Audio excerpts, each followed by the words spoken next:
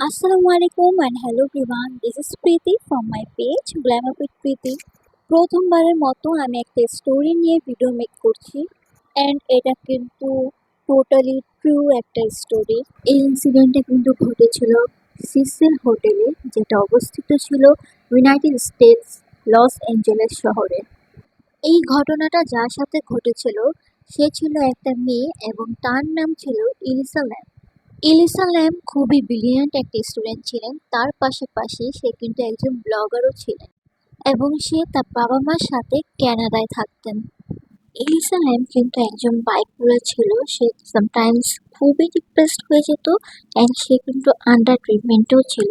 যদিও সে bipolar depression এগুলোর মধ্যে থাকা সত্ত্বেও সে কখনোই নিজেকে কোনো হার্ম করার চেষ্টা করেনি। যেহেতু ইলিসা ল্যাম একজন ব্লগার ছিলেন, সে 2013 জানুয়ারি একটা পোস্ট করেছিলেন যে ও আমেরিকার ওয়েস্ট কোস্ট ট্যুরে যাচ্ছে। তো জানুয়ারি 26 ইলিসা ল্যাম তার ট্যুরটা স্টার্ট করেছিল। দেন ইলিসা ল্যাম লস অ্যাঞ্জেলেসে যায় অ্যান্ড সে সিসিল হোটেলেই উঠেছিল। সিসিল হোটেলটা কিন্তু একটু কম দামি হোটেল ছিল। তারপরও ইলিসা ল্যাম তার রুমটা শেয়ারে নিয়েছিল।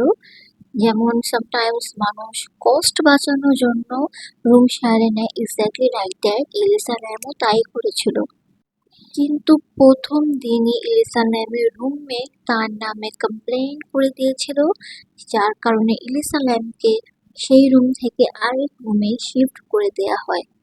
তার রুমমেট এটা বলে কমপ্লেন করেছিল যে ইলিসা ল্যাম একটু অড বিহেভ করে, যার কারণে সে ইলিসা ল্যামের সাথে থাকতে কমফোর্টেবল ফিল করছে না। ইলিসা ল্যাম কিন্তু এই ট্যুরটা টোটালি একা করছিল অ্যান্ড তার যেহেতু একটা কন্ডিশন ছিল, তার প্যারেন্টস তার সাথে সব সময় কানেক্টেড থাকা ট্রাই করতো। ইলিসা ল্যামের বাবা মা কিন্তু এভরি সিঙ্গেল না ইলিসা ল্যামকে কল করতো। দেন 31 জানুয়ারি ইলিসা ল্যামের বাবা মা ইলিসা ল্যামকে কন্টিনিউয়াসলি কল করছিল, বাট তারা কোনো মতেই রিচ করতে পারছিল না। একটু টেনশনে পড়ে যায় এবং তারা হোটেলের রিসেপশনে কল করেছিল যেন তারা একটু চেক আউট করে যে তাদের মেয়েকে তারা রিচ করতে পারছে না, তাদের মেয়ে হোটেল রুমে আছে কিনা। এবং তারা ফোন কল পেয়ে সাথে সাথে ইলিসা ল্যামের রুমে যায় এবং যে চেক করে সবকিছুই ঠিকঠাক আছে, শুধুমাত্র ইলিসা ল্যামের রুমে নেই। সেই মুহূর্তে তারা ভাবে হয়তো ইলিসা ল্যাম কোনো কাজে বাহিরে গিয়েছে, সে রাতের মধ্যে আবার হোটেলে ফিরবে। বাট যখন দেখেন বেশ কয়েক ঘন্টা পেরিয়ে যাওয়ার পরও তারা ইলিসা ল্যামের কোনো খোঁজ খবর পাচ্ছিলেন না, তখন তার মা বাবা দ্রুত লস অ্যাঞ্জেলেসের পুলিশ ডিপার্টমেন্টের সাথে যোগাযোগ করেন এবং তাদেরকে এটা জানান যে তাদের মেয়ে বেশ কয়েক ঘন্টা দূরে মিসিং রয়েছে। দেন লস অ্যাঞ্জেলেস পুলিশ ডিপার্টমেন্ট দ্রুত সিসিল হোটেলে যান অ্যান্ড সেখানে গিয়ে তারা পুরো হোটেলটাকে ভালো মতো করে ইনভেস্টিগেট করে এবং ইলিসা ল্যাম যে রুমটাতে ছিলেন সেই রুমটাকেও ভালো মতো করে ইনভেস্টিগেট করে। কিন্তু তারা তেমন কোনো কিছুই পান নাই and Elisa Lam totally vanish ছিলেন। পুলিশ ডিপার্টমেন্ট অ্যান্ড ডিটেকটিভ সবাই মিলে ইনভেস্টিগেট করছিলেন।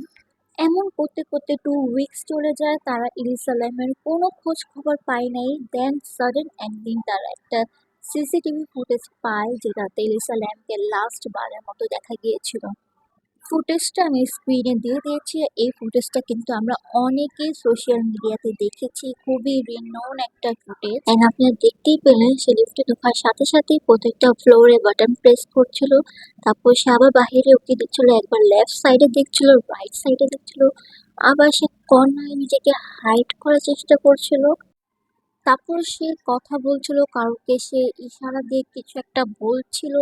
এই ফুটেজটা দেখার পর পুলিশ ডিপার্টমেন্টও তদন্ত করতে পারেনি যে এক্স্যাক্টলি সেদিন কি হয়েছিল, মানে ইলিসা ল্যামের এই বিহেভিয়ারের কারণটা কি। অ্যান্ড অদ্ভুত বিষয় হচ্ছে ইলিসা ল্যাম যে ফ্লোর থেকে লিফটে উঠেছিল সে কিন্তু এক্স্যাক্টলি সেই ফ্লোরেই আবার নেমে যায়। ইলিসা ল্যামের মিসিং রিপোর্ট কিন্তু ওয়ার্ল্ড ওয়াইড প্রচার হয়েছিল। যারা যারা এই কেসে ইনভলভ ছিলেন like police department or detective, তারা কেউই ইনভেস্টিগেট করতে পারেনি এক্স্যাক্টলি সেদিন ইলিসা ল্যামের সাথে কি হয়েছিল অ্যান্ড সে এমন বিহেভ কেন করছিল। ইলিসা ল্যাম মিসিং এর অনেকদিন পর হোটেল ভিজিটররা কমপ্লেন করছিল তারা যে ট্যাপ ওয়াটার ইউজ করে সেই ওয়াটার থেকে বিশ্রী গন্ধ অ্যান্ড ময়লা পানি বের হচ্ছে।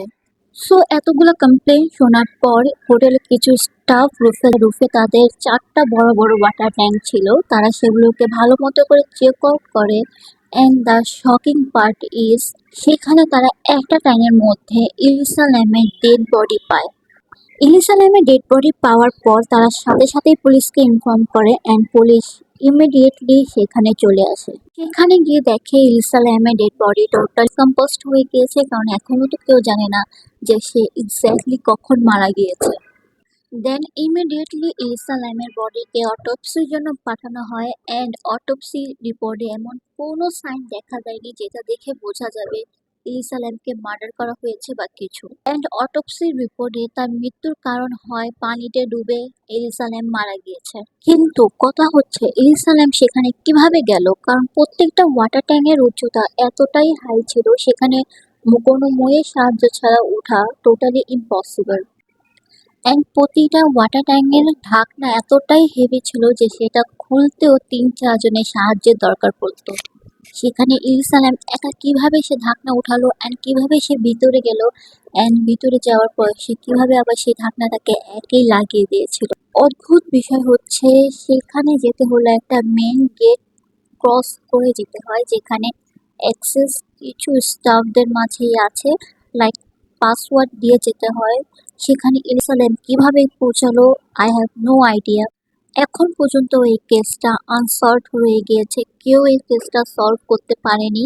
And the wildest unsolved and mysterious story ছিল এটা।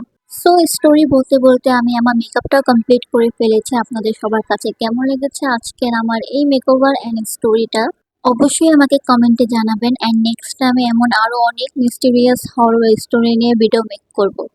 আশা করছি আপনাদের সবার কাছে এই ভিডিওটি অ্যান্ড স্টোরিটিও ভালো লেগেছে। যারা এখনো আমার পেজটি ফলো করেননি একটা করে ফলো দিয়ে আসবেন। দেখা হবে নেক্সট আবার কোনো হরর মিস্টিরিয়াস স্টোরি নিয়ে। আল্লাহ হাফেজ।